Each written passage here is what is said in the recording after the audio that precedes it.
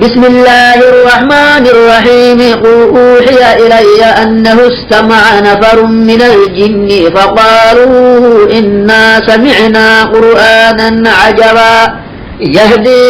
إلى الرشد فآمنا به ولن نشرك بربنا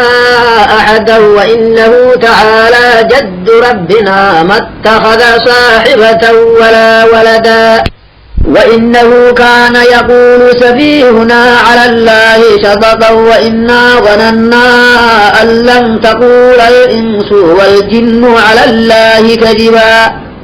وإنه كان رجال من الإنس يعوذون برجال من الجن فزادوهم رهقا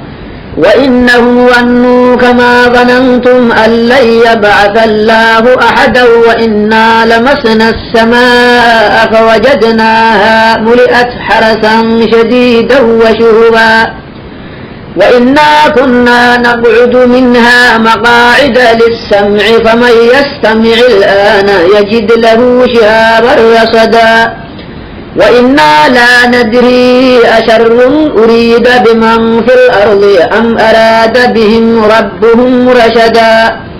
وإنا منا الصالحون ومنا دون ذلك كنا طرائق قددا وإنا ظننا أن لن نعجز الله في الأرض ولن نعجزه هربا وإنا لما سمعنا الهدى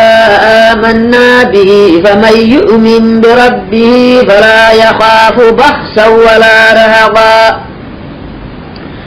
وإنا منا المسلمون ومنا القاسطون فمن أسلم فأولئك تحروا رشدا وأما القاسطون فكانوا لجهنم حضرا وأن لو استقاموا على الطريقة لأسقيناهم ماء غدقا لنفتنهم فيه ومن يعرض عن ذكر ربه نسلكه عذابا صعدا وأن المساجد لله فلا تدعوا مع الله أحدا وأنه لما قام عبد الله يدعوه كادوا يكونون عليه لبدا قال إنما أدعو ربي ولا أشرك به أحدا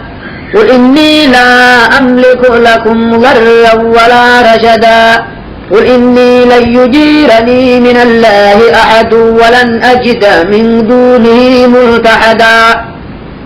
إلا بلاغا من الله ورسالاته ومن يعص الله ورسوله فإن له نار جهنم خالدين فيها